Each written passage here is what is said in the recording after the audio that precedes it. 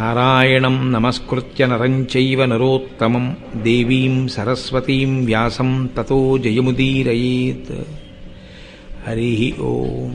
పరమేశ్వర స్వరూపైన సభకి నమస్కారం. మరి భృగువు శాపం ఉంది, సర్వభక్షకుడు ఒక అమ్మని, అందుకని పాములు పడ్డా తినాలంతే.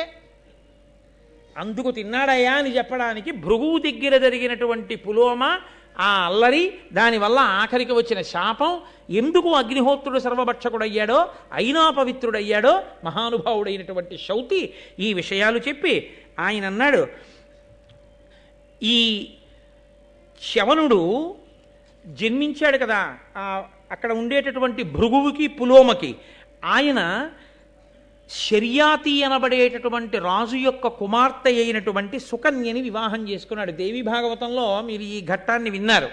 పుట్టలో కూర్చుని ఆయన తపస్సు చేస్తూ ఉండడం, కళ్ళేదో మిరుగుడు పురుగుల్లా కనపడుతున్నాయని ఆవిడ పుల్లతో పడవడం, ఆయన రెండు కళ్ళు పోవడం, వృద్ధుడైనా కూడా ఆవిడ వివాహం చేసుకోవడం, ఆవిడ పరమ పాతివ్రత్యంతో ఆయన్ని అనువర్తించడం, అశ్వినీ దేవతలు రావడం, నీకు నీ భర్త పట్ల అంత పాతివ్రత్యము అంత మమకారము ఉంటే ఏది మేము చూస్తాం, ముగ్గురం కలిసి స్నానం చేస్తాం, ముగ్గురం ఒక్కలా ఉంటాం, నీ భర్తనెవరినో నువ్వు గుర్తుపట్టడం, ముగ్గురు వెళ్ళి ఆ సరోవరంలో స్నానం చేయడం, ముగ్గురు అశ్వినీ దేవతలుగానే కనపడ్డాం, తన భర్త ఎవరో తను గుర్తుపట్టలేకపోతే తన పాతివ్రత్యానికి దోషం వస్తుంది కాబట్టి ఆవిడ వెంటనే నమ పద్మ ప్రభోదేవి అంటూ దేవీ భాగవతంలో అమ్మవారిని స్తోత్రం చేయడం, అమ్మవారు అనుగ్రహించి ఆ శర్యాతి కుమార్తె అయినటువంటి ఆ సుకన్యకి తన భర్తని గుర్తుపట్టగలిగినటువంటి బుద్ధి ప్రచోదనం చేయడం, దానివల్ల ఆమె చవన మహర్షిని గుర్తుపట్టడం, చవన మహర్షికి నిత్య యవ్వనం రావడం, మళ్ళీ యవ్వనంలోకి వచ్చి వాళ్ళిద్దరూ సంతోషంగా కాలం గడపడం, ఈ ఘట్టాన్ని మీరు దేవీ భాగవతంలో విన్నారు. నేను ఒక్కసారి విహంగ వీక్షణంగా దాన్ని మీకు జ్ఞాపకం చేశాను.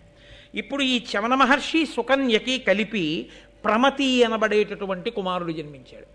ఈ ప్రమతి ఘృతాచి అని క్షీరసాగర మథనం చేసినప్పుడు పాలసముద్రంలోంచి పుట్టినటువంటి అప్సరసని వివాహం చేసుకున్న కారణం చేత, లేదా ఆమెతో సంగమించినటువంటి కారణం చేత ఆ ఘృతాచికి ప్రమతికి రురుడు అనబడేటటువంటి పిల్లవాడు పుట్టాడు.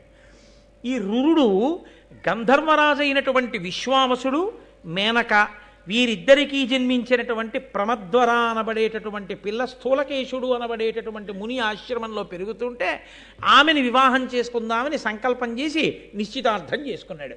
నేను ఈమెని వివాహం చేసుకుంటాను అని మాట ఇచ్చాడు. అంటే తన భార్య అయిపోయినట్టే ఇంచుమించుగాను.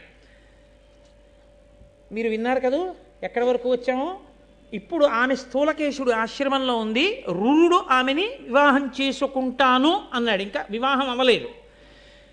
నాకు ఈమె భార్య అవుతుంది ప్రమద్వర అని ఆయన సంతోషంగా ఉన్నాడు. ఒకరోజు సాయంకాలం ఆ ప్రమద్వర చెలికెత్తెలతో కలిసి స్థూలకేశుని యొక్క ఆశ్రమంలో ఆడుకుంటూ తిరుగుతోంది.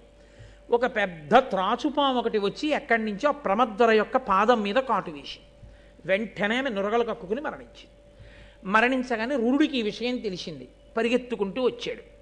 వచ్చి ఆయన ఏడుస్తున్నాడు, ఈమెని భార్యని చేసుకుందాం అనుకున్నాను, ఈమె ఎందే మనసు ఉంచుకున్నాను, కానీ ఈమె మరణించిందని ఈయన బాధపడుతున్నాడు. మిగిలినటువంటి ఋషులందరూ కూడా వచ్చి అక్కడ చేరారు.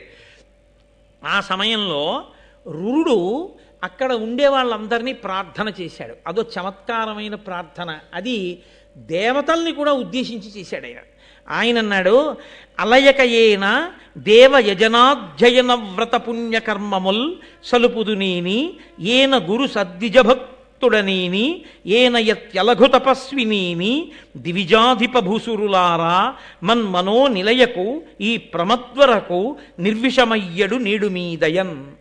నేను గురువుల్ని చాలా జాగ్రత్తగా సేవించిన వాడనైతే, హోమాలు చేసిన వాడనైతే, యజ్ఞయాగాది క్రతువులు చేసి ఉంటే, తపస్సు చేసి ఉంటే, పుణ్యకర్మలు చేసి ఉంటే, నేను గురువు పట్ల భక్తి కలిగిన వాడనైతే ఈమె తిరిగి బ్రతుకుగాక అన్నాడు.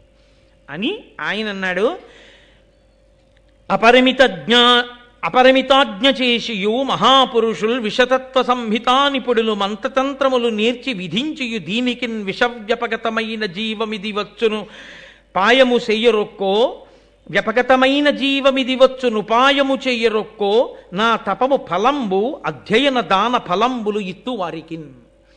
ఎవరైనా విషం శరీరంలోకి ఎక్కిన దాన్ని మళ్ళీ వెనక్కి తీసేయగలిగినటువంటి మంత్రతంత్రములు నేర్చిన వారుంటే, ఈ ప్రమద్వర శరీరంలోకి ఎక్కినటువంటి పాము విషాన్ని వెనక్కి తీసేస్తే మంత్రశక్తితో వాళ్ళకి నేను చేసిన అధ్యయన ఫలాన్ని తపోఫలాన్ని గురువులను సేవించిన ఫలాన్నంతటినీ ధారపోసేస్తాను అని ఏడుస్తున్నాడు.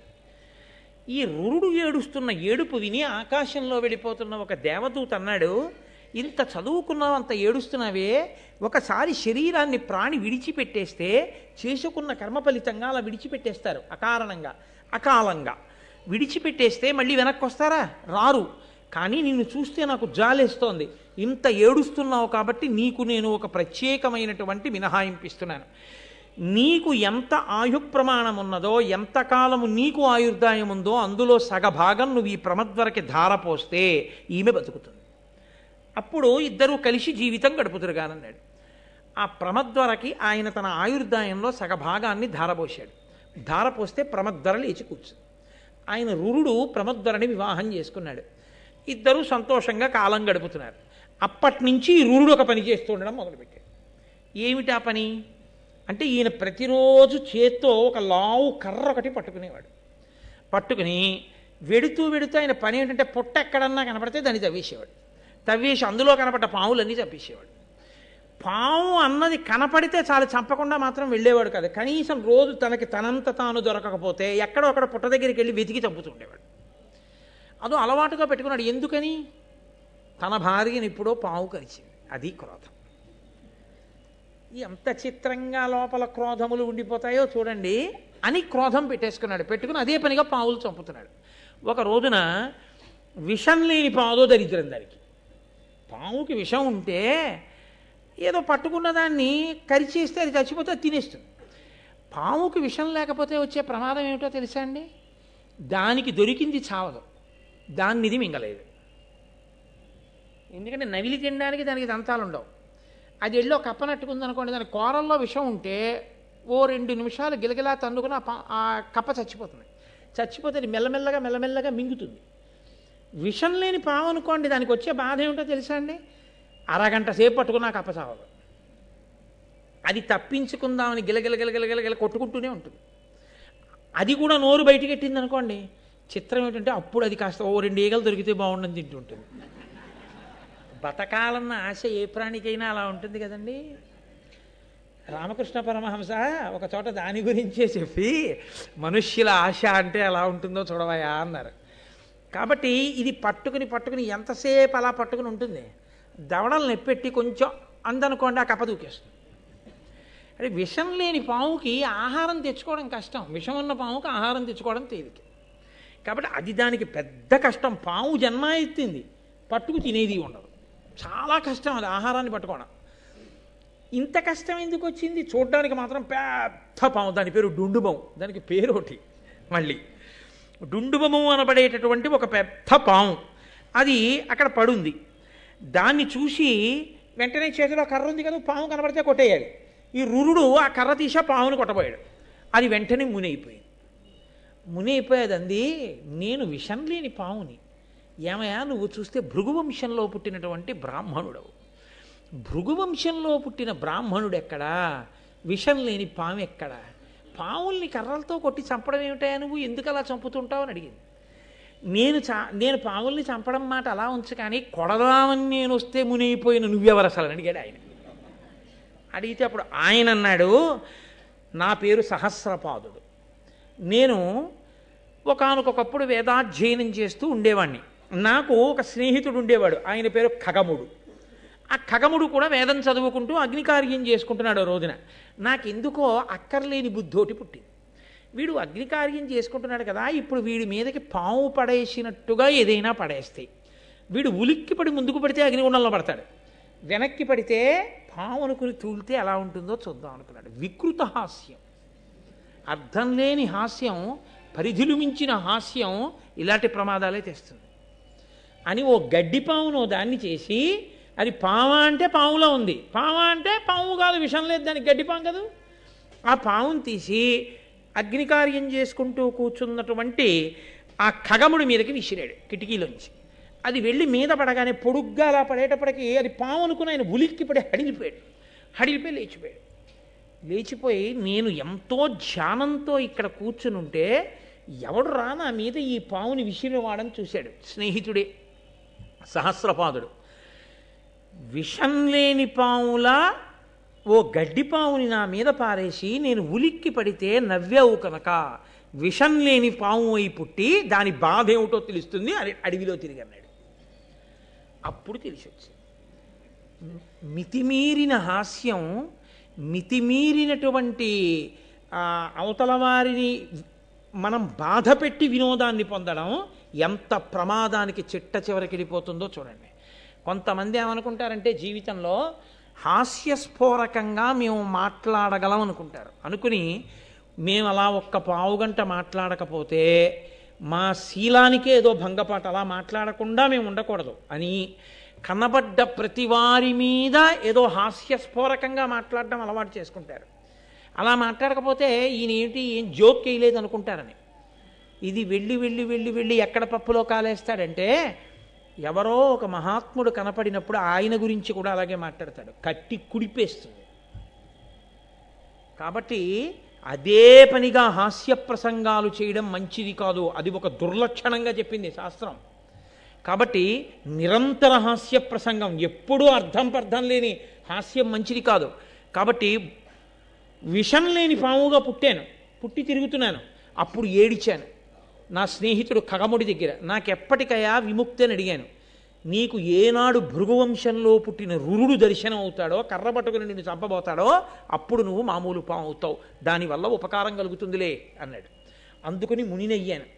ఇది సరే, కానీ నాకొక ఆశ్చర్యకరమైనటువంటి విషయం తెలుస్తోంది. నువ్వు భృగువంశంలో పుట్టావే, బ్రాహ్మణుడవే, వేదం చదువుకున్నావు, యజ్ఞం చేస్తున్నావు, ఇలా కర్ర పెట్టి పాముల్ని కొట్టచ్చా? బ్రాహ్మణుడంటే ఎటువంటి వాడు? భూనుత కీర్తి బ్రాహ్మణుడు పుట్టుడు తోడన పుట్టు ఉత్తమ జ్ఞానము సర్వభూత హిత సంహిత బుద్ధియు చిత్తశాంతియున్ మాన మద ప్రహాణము సమత్వము సంతత వేద విద్యానుష్ఠానము సత్యవాక్యము దృఢవ్రతమున్ గురుణాపరత్వమున్. ఒక సచ్చీలుడైనటువంటి బ్రాహ్మణుడు పుట్టగానే ఆ చుట్టుపక్కల ఉన్న వాళ్ళ అందరిలోనూ కూడా భూతదయ కలుగుతుంది, మంచి భావములు కలుగుతాయి, అందరిలోనూ కూడా చిత్తశాంతి కలుగుతుంది, మంచి ఆలోచనలు కలుగుతాయి. అప్పటి వరకు ఉన్నటువంటి దుష్టమైన ఆలోచనలు పరిశీలనం చేత పక్కకి వెళ్ళిపోతాయి. తమని తాము పరిశీలించుకుని చెడు లక్షణములను విడిచిపెట్టగలిగినటువంటి స్థితి బ్రాహ్మణ వాక్కు వలన వస్తుంది. అందరినీ సమానంగా చూసేటటువంటి బుద్ధి కలుగుతుంది. అటువంటిది ఒక బ్రాహ్మణుని వలన సంభవిస్తుందని, బ్రాహ్మణులు అలా బ్రతకాలని శాస్త్రాలు చెప్తున్నాయి. నువ్వేమయ్యా కనపడ్డ పావులన్నీ చంపుతూ హింస చేస్తున్నావు, ఇలా చెయ్యొచ్చా? ఇప్పటికైనా ఈ బుద్ధిమానం. ఏదో కర్మవశం నీ భార్యని కరిచింది, అయిపోయింది, బ్రతికించుకున్నావు, అక్కడతో దాన్ని విడిచిపెట్టాలి. అంతేకాని కనపడ్డ పావులన్నీ చంపుకుంటూ వెడితే నువ్వు చేసిన ఈ హింస నిన్ను కట్టి కొడపదా?